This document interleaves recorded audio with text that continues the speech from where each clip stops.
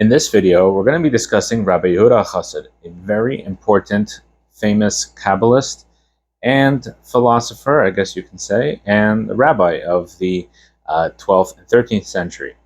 He was born in the year 1150, and he passed away in the year 1217. He was born to a rabbi in his own right, Rabbi Shmuel, of the city of Speyer, which is in the Rhineland in Germany. Speyer is one of the three main cities of what they call Shum, of the Speyer, Worms, and Mainz. These are the three main cities of Ashkenazi Jewry, early Ashkenazi Jewry.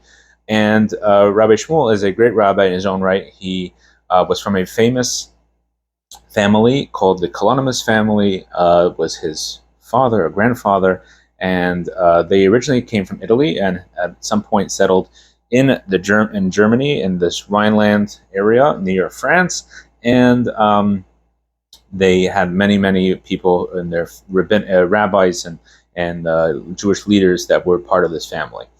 Rabbi Shmuel used to go incognito. He used to dress up as a pauper, and instead of his rabbinic clothing, and would sometimes try to pretend that he wasn't really the scholar that he was, and he would try to just to be like act like a regular person. At some point, there's a story goes that he dressed up as a regular person, and he goes to the Yeshiva of Rabbeinu Tam, one of the great Tosafists of his generation.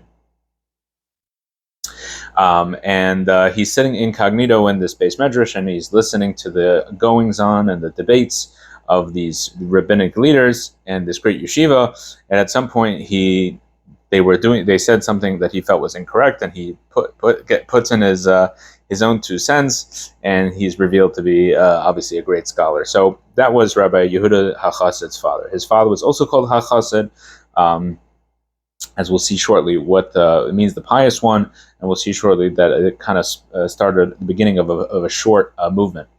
Rabbi Yehudah learned primarily by his own father until his father passed away, and he had a brother as well named Avraham, and they studied by their father. That was his primary teacher. Eventually, his father passed away when he was young, and he moved to the city of Regensburg, where he becomes famous. Sometimes he's known as Rabbi Yehudah of Regensburg. It's not far away, but it seems that he moved because of Jewish persecution. This is the period between the Crusades, around that time, where there was shortly before the Third Crusade.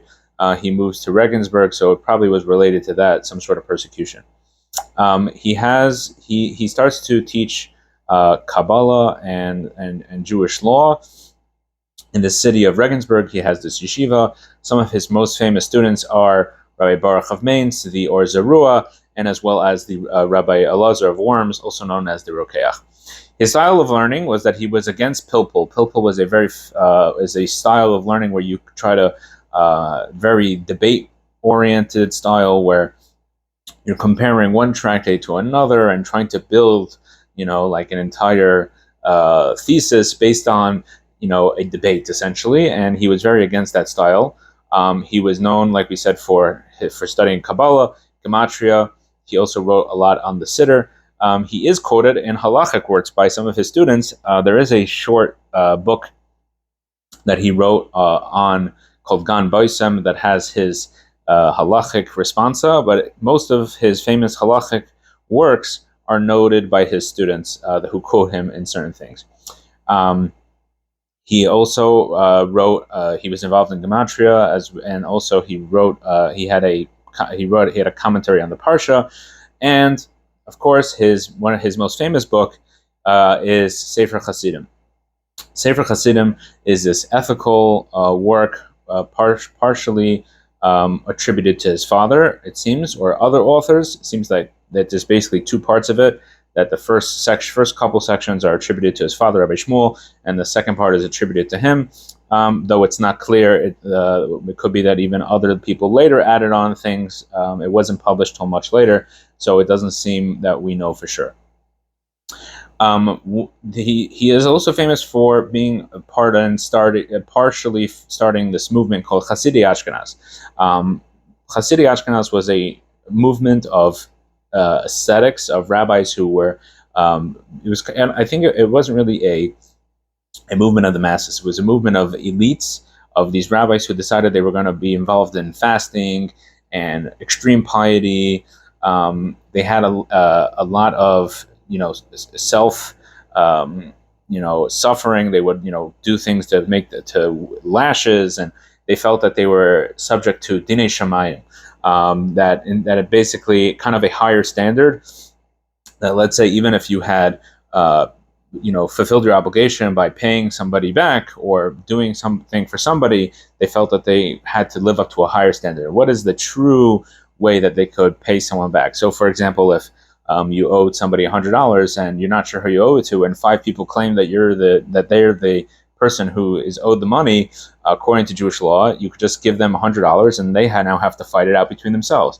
But according to the Chasidei Ashkenaz, they would say, no, each of us have to give each of them $100 to make sure they're all paid out, to ensure that none of them are people that we owe money to. So kind of stuff like that.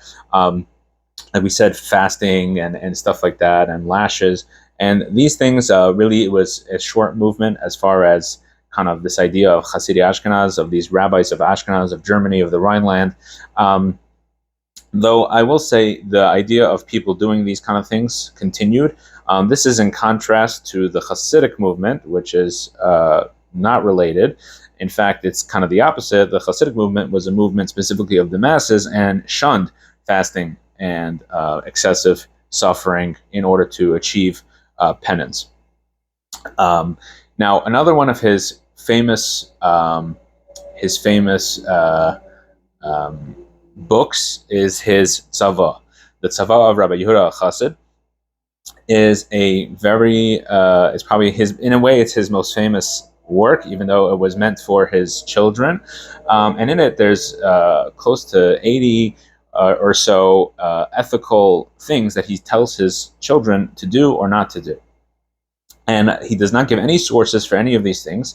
They are not mentioned in halacha previously, most of these things. However, halacha starts to deal with, Jewish law starts to deal with some of these things. For example, we'll go through 5 things that are mentioned in the Tzavaah, or Yehudah Hachasid, the ethical will of Rabbi Yehudah Hachasid. So, for example, you're not supposed to seal a window up totally. That if there was once a window somewhere, you're not supposed to seal it up. 2 brothers should not marry 2 sisters, he says.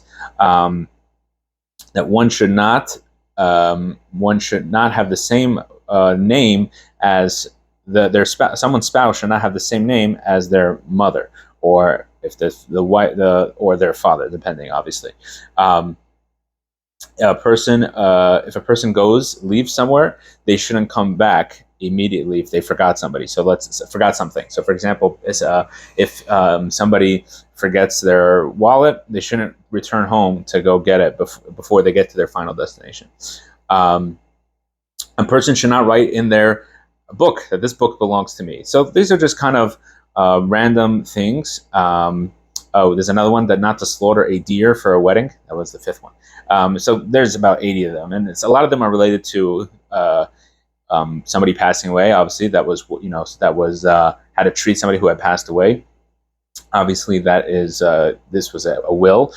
There are things, though, in there that are, so many people seem to want to follow these things. They feel that it's a higher standard or ethical, and Jewish law deals with, are these things binding, and do we have to grapple with them in any way? So when it comes to, for example, some of these things, first of all, the will says that these are for children. And even we find in Jewish history that people who were descendant of Rabbi Yehudah Hachasid did not follow this will. For example, it says that one should not name their children Shmuel or Yehudah, meaning his name or his father's name.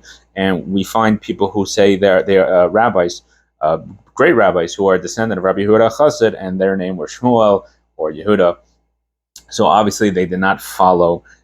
Even they did not follow this will. So really, in Jewish law, generally speaking, we say that these are not binding laws. However, many things we try to avoid in order to satisfy this ethical will. For example, if somebody does get married to somebody who has the same name as their parent. Many times people will slightly change their name, or if they have a second name, they'll go by the other name. So that's kind of satisfies that idea.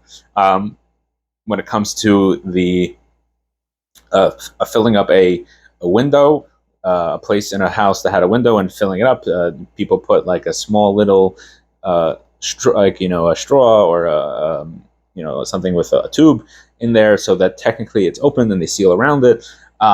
People, when it comes to going back to a place from where before they reach their final destination, there's actually a very fascinating story with the Lubavitcher Rebbe, that somebody asked the Rebbe that he had forgotten some papers, and before he had traveled to the airport, and now he wanted to go back. He called the Rebbe's office and asked if there was an issue of him doing so because of this Tzavaah, this will of Rabbi Yehudah Hachasid.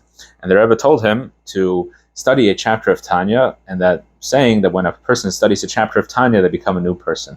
So, and there are many letters, by the way, of the Lubavitcher Rebbe responding to people about these issues that we've discussed, about dealing with certain things that are mentioned in the laws of Rabbi Yehudah Hachasid, and this is the approach that I've laid out, is generally the Rebbe's approach. So, as far as what is the legacy of Rabbi Yehudah Hachasid, is he had some really important students, both in Jewish law and in Kabbalah, and as we'll see in the coming videos, these people make a tremendous impact in both of those ways throughout Jewish history. As far as the Chasidei Ashkenaz, though that movement did not last, there are remnants of that movement, of people being ascetic and trying to be extra pious. That does, in a way, have an impact on the Jewish people, not in the way maybe that they envisioned, but it does have an impact. So Rabbi Yehudah Hachasid's legacy, he is known as one of the great Kabbalists and halachas of his generation, of the 12th, mainly 12th century, and of course his will is something that Jewish law grapples with until this day. Thank you very much for watching. I hope you enjoyed. If you have any comments, something I said, should have said, could have said, if I made a mistake, please put in the comments. We'd love to hear feedback.